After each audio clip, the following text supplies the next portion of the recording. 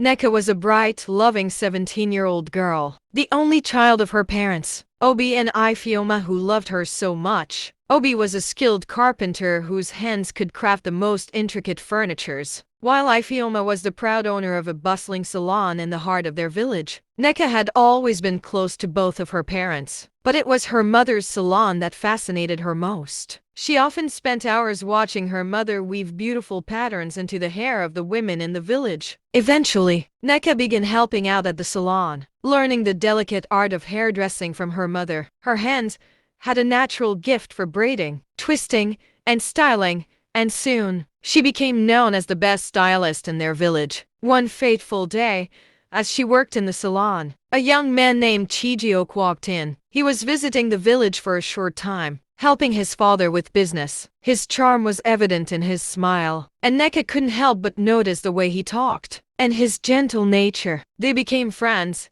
sharing laughter and stories. As days turned into weeks, Nneka realized that her feelings for Chijiok had grown into something deeper. Their connection blossomed into a quiet yet undeniable love. Not long after, Nneka found out she was pregnant. She was terrified.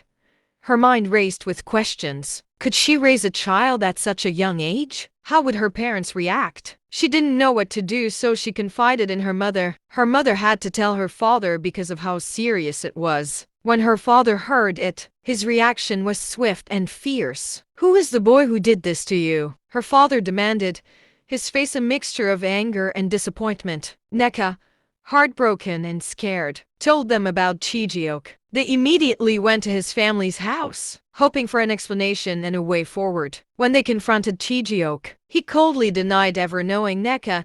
He turned his back on her in front of her parents, leaving Nneka in shock and devastation. His betrayal crushed her spirit. As they got home, the atmosphere was heavy. Her father became distant and cold, avoiding her entirely. Her mother, though disappointed, stood by her side, offering comfort and support. Nneka's life became a whirlwind of hardship and sorrow. Her father no longer spoke to her, and the weight of shame settled in her heart. Despite it all, Nneka held her head high. The day for her delivery had arrived and the pain was unbearable. As she labored, she remembered the betrayal of Chijiok and she cursed him, saying that he would never prosper in life for the pain he caused her. Nneka spent the next 2 years caring for her son, her heart both full of love and longing for a better future. She knew that she needed to leave the village and find a life where she could support her son and live with dignity. One day, she made the decision to travel to the city in search of a better life. She left her son in the care of her mother, promising to return once she had secured a future for them both. In the city,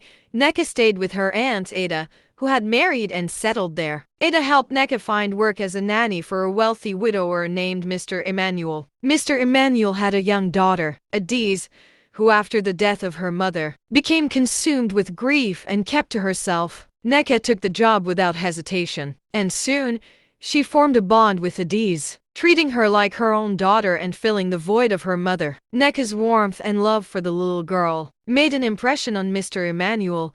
He admired how Nneka brought joy to the home. It wasn't long before Mr. Emmanuel began to notice Nneka's talent for hairdressing based on the stylish designs she always made for Adiz. He encouraged her to start her own salon and offered to help her financially. Nneka hesitated at first, unsure if she could truly succeed. But with Mr. Emmanuel's support, she opened her own salon. The business grew quickly, thanks to Nneka's skill and dedication. Word spread, and soon, she was known as one of the best stylists in the city. As the months passed, Nneka and Mr. Emmanuel grew closer, their mutual respect turning into love. She told him everything about her past, the betrayal of Chijiok, the hardships she had endured, and the child she had left behind. Mr. Emmanuel listened with understanding and compassion. He told Nneka that they should go to her village. Nneka was overwhelmed by his love and support, and she agreed. The day came when they traveled to Nneka's village. When they arrived, Nneka's heart swelled with emotion as she reunited with her son. She had made it. She had built a new life for herself and her child. The man who had betrayed her was now a distant memory. But life has a way of testing us,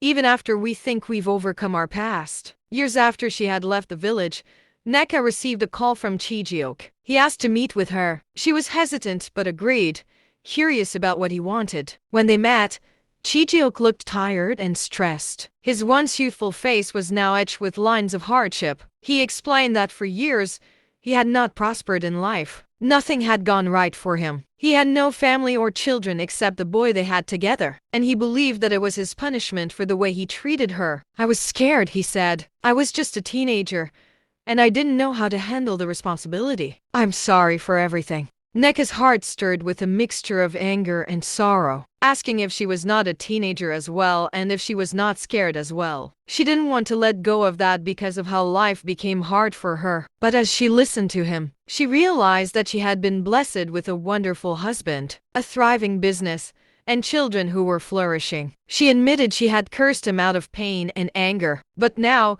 she chose to forgive him and let it all go. She knew that holding on to resentment would only harm her, and she couldn't let the bitterness of the past dictate her happiness. I forgive you, Neka said softly. You will not take away my peace. Chijioke's eyes filled with gratitude, and he asked to meet his son. Neka agreed, and they arranged a time for them to meet. As she watched him with her son, Neka realized her own strength in standing against all odds. The past no longer held power over her. She had built a life far beyond the pain he had caused her. The moral of the story: Neka's journey teaches us that forgiveness is not just for the person who wronged us, it is for our own peace and freedom. Life will test us with challenges, betrayal, and pain, but it is how we respond that shapes our future. Holding on to anger and bitterness only prevents us from embracing the good things that life has to offer. Neka chose to forgive, and in doing so, she found love, success, and peace. Let go of the past and trust that life has a way of rewarding those who choose to heal and move forward.